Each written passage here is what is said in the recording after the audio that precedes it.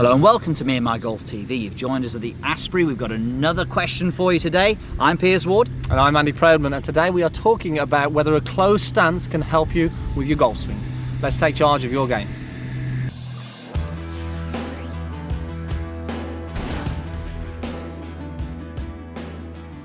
Okay, so today's question is from Facebook, but before we get started, Andy, I think you have a shout Have another shout out again. So again, it's great to hear the feedback from you guys of how you're improving and the results you get on the golf course.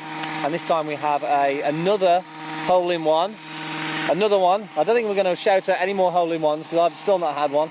But we've got Sam Thompson who's had a hole-in-one. Well done, Sam. At Alnwick Castle Golf Club in Northumberland. So I think it's his first hole-in-one as well. First so hole-in-one. To you, Sam. 8-iron as well. I had a hole-in-one with an 8-iron once. Did I tell you about that? No, Yeah. you didn't tell me I've about had that 3 now. Sorry, guys. Yeah, well done, Sam. Anyway. Yeah, Sam, really good. Well done. If any of you got any, I suppose if you want us to shout out any results on the golf course you've had, if you've reduced your handicap, you've had a hole-in-one, maybe not that one, but if you've had any other results you'd like to shout, go to the Facebook page or Twitter and give us your feedback, guys. We'd love to hear it. Get your hole-in-ones back to us, guys. Please do, please do.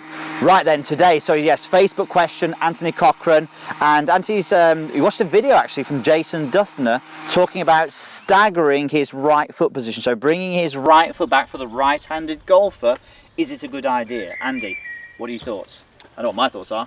Yes, it is a good idea, and I think what Anthony said, that he's found that staggering the right foot back has just helped him hit more solid contacts with his 7-iron, 6-5, and yeah, the longer irons really. And this sort of is, I suppose, we see this a lot, Piers, that people struggle with playing issues and maybe rotation issues. So it is a good idea for somebody in that situation to actually have the right foot back, because this is what he's sort of talking about, Anthony, there, staggering the right foot back here so that the feet are slightly closed. Yeah.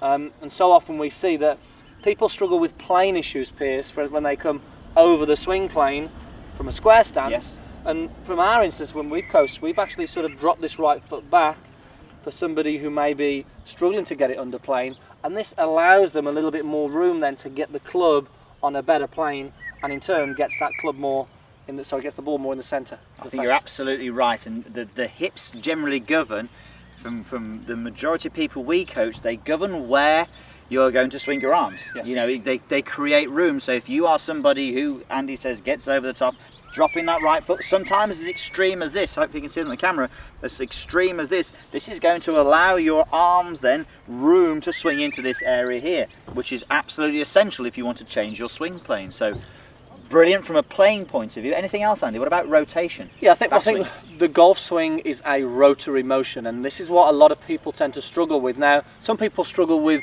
mobility in terms of hip mobility or spine mobility, so having the right foot back just encourages you to load into this right leg a little bit better. Now, somebody who tends to have, let's say, a poor flexibility in their right hip but stands pretty square on, that can sometimes cause them to sway in the backswing and limit the amount of rotation, which has an effect on swing plane, but also then centerness of strike as well. Or even poor concept. Poor concept of how the golf swing should rotate. So by dropping that foot back, again, maybe in the exaggerated position, it kick-starts the rotation. It allows it to flow a lot easier. You see how it's so much more easy there to be able to rotate into this right side there as well. And even having this right foot drop back, but even slightly turned out a little bit, will allow this right hip area to just free up and encourage that rotation.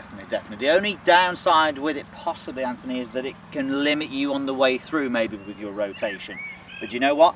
If you can get a good rotation in your backswing and get a good downswing plane, you're going to hit good shots. Yes, you may not be able to, you may lose a little bit possibly because of the rotation on the through, or the lack of rotation on the way through. You may lose a little bit of distance, but you know what? I think the majority of people we teach want to hit in the fairway the majority of the time. It's going to help the backswing for sure. It definitely is. So Andy, can you hit shots doing this? Yeah, of course you can. Just a quick one actually before you do this. I do this drill as well, by the way. So I actually hit shots with my right foot back. If you've seen some of our course logs, you'll notice maybe my swing fault is I tend to move a bit too much on my backswing, and I do get a bit steep on my downswing. So this really helps change my golf swing, or has helped change my golf swing.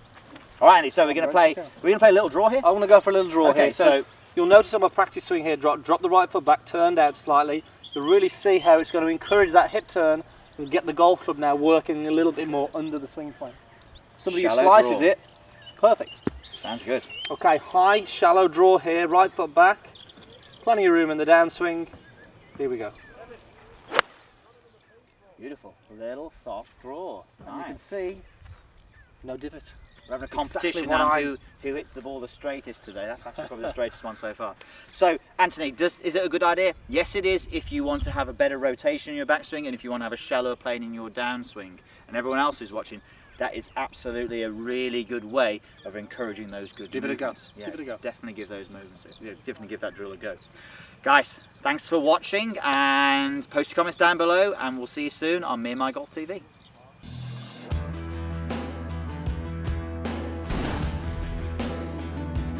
Doing this is probably the #1 drill for giving you the feeling of how to maintain your posture and get a good pivot in your backswing. So Andy, that's the backswing. Can you do the downswing with the same thing? Exactly, yes. So from here then I'll do the backswing, get that load in.